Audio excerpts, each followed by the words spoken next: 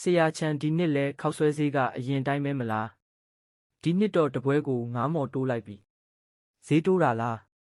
နှမ်းဈေးတက်တယ်ဂျုံမုံဈေးလဲတက်တယ်အရင်ဈေးအတိုင်းရောင်းမယ်ဆိုရင်ပါဝင်ပစ္စည်းတွေလျှော့ရလိမ့်မယ်ကျွန်တော်ပြောပြီးသားလေမိဖို့ချောင်ကဒီလိုစီကံဟောင်းတွေကြောင့်ပဲနောက်ကျကြံနေတာမထိနဲ့ခောက်ဆွဲ6ပဲဟာကိုအတင်း3 sauce ပြောင်းသုံးလိုက်ရင်ဘသူကသိနိုင်မှာလဲဒီဆိုင်ကကျွန်တော်ဦးလေးပိုင်တာခမားပိုင်တာမဟုတ်ဘူးဒီနှစ်နှမ်းဈေးတော်တော်တက်တယ်လက်ရအတွက်တော့ဈေးမတင်ထားဘူးဒီနှစ်တွေအတွင်းဝယ်ယူသမျှကိုကျွန်တော်လက်နဲ့ပဲကင်တွယ်ခဲ့တာပကံသာစေးစမ်းဒီမှာစရင်တွက်ဖို့ခမားအလှည့်မဟုတ်ဘူးရှိုးဤ9မော်ဆိုတာမများပါဘူးဒါပေမဲ့မနက်တိုင်းအများကြီးရောင်းရရင်တလဆိုငွေအများကြီးဖြစ်သွားတယ်ဒီလမ်းမှာဘဲဆိုင်ကအရင်ဈေးတိုးရဲမှာလဲဈေးမတိုးလဲရတယ်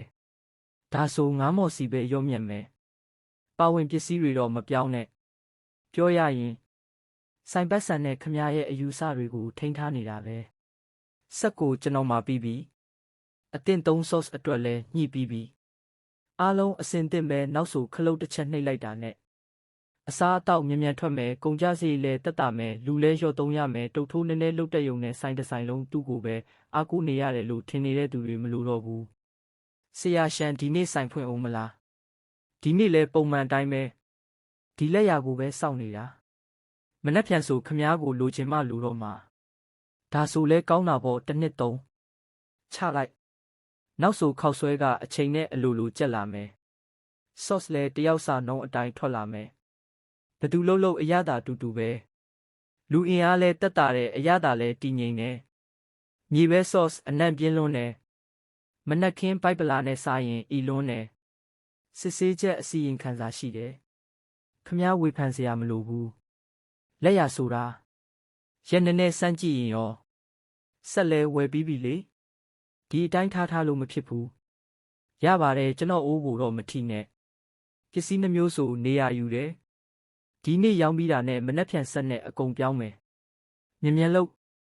ဆက်ကတပွဲကို10စက္ကန့်ပဲကြာတယ်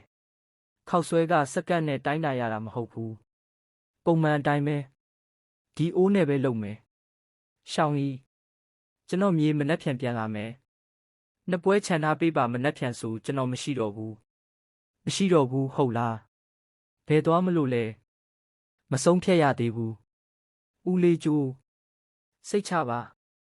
မနှက်ဖြန်ဆက်ပြောင်းလိုက်ရင်အစားအသောက်ပုံမြင်မြန်ထွက်မယ်အရသာလည်းအတူတူပဲကျေးဇူးတင်ပါတယ်တကယ်ပဲထွက်သွားတော့မှလား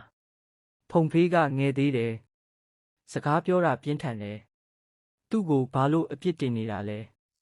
ကျွန်တော်သူ့ကိုအပြစ်တင်နေတာမဟုတ်ဘူးဒါဆိုဘာလို့ဒေါသထွက်နေတာလဲ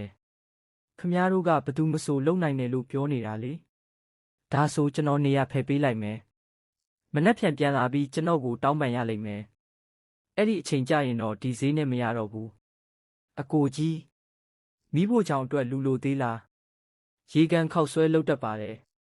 ဘာစားမလဲအလုတ်ရှာနေတာပါဘာတွေလုတ်တက်လဲ